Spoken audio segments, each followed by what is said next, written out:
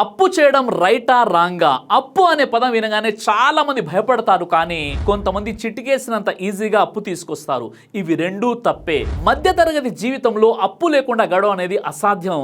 కానీ అప్పు దేనికోసం తీసుకొస్తున్నాం? గుర్తుంచుకోండి, అభివృద్ధి కోసం తీసుకొచ్చే అప్పు మీ ఎదుగుదల కోసం సహాయపడుతుంది. లగ్జరీ కోసం తీసుకొచ్చే అప్పు మిమ్మల్ని పాతాళంలోకి నెట్టేస్తుంది. అప్పు తీసుకొచ్చినప్పుడే దాన్ని తీర్చే మార్గం కూడా తెలిసి ఉండాలి, లేదంటే భవిష్యత్తు భారంగా ఉంటుంది. ఒక మనిషి హత్య చేస్తే అతను ఒక్కడికే శిక్ష, కానీ అప్పు చేస్తే తను నమ్ముకున్న వాళ్ళందరికీ శిక్షే. అప్పు అనేది శాపం కాదు, వరం కూడా కాదు, అది ఒక సాధనము. అభివృద్ధి కోసం తీసుకున్న అప్పు మీ బిజినెస్, విద్య, ఇల్లు మిమ్మల్ని ఎదగనిస్తుంది. కానీ లగ్జరీ కోసం, కారు, ఖరీదైన గాడ్జెట్స్ కోసం తీసుకున్న అప్పు మిమ్మల్ని ఒత్తిడిలోకి నెట్టేస్తుంది.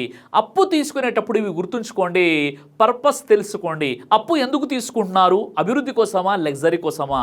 రీపేమెంట్ ప్లాన్ ఏంటి? అప్పు తిరిగి చెల్లించే మార్గం రెడీగా ఉంచండి. బడ్జెట్ లిమిట్, మీ ఆదాయంలో 30 నుండి 40% కంటే ఎక్కువ ఈఎంఐలకు వెళ్ళొద్దు. జాగ్రత్తగా ఖర్చు చేయడం. మీరు అప్పు తీసుకున్న డబ్బును ప్లాన్తో చాలా జాగ్రత్తగా ఉపయోగించండి. మీకు అత్యవసర ఫండ్ ఉండాలి. ఊహించని సమస్యల కోసం ఎమర్జెన్సీ ఫండ్ అనేది ఉండాలి. ముఖ్యంగా అప్పు అన్నిటికంటే పెద్ద ముప్పు, కాబట్టి మీకు అవసరం ఉంటేనే అప్పు తీసుకోండి. లగ్జరీ కోసం అప్పు తీసుకోకండి.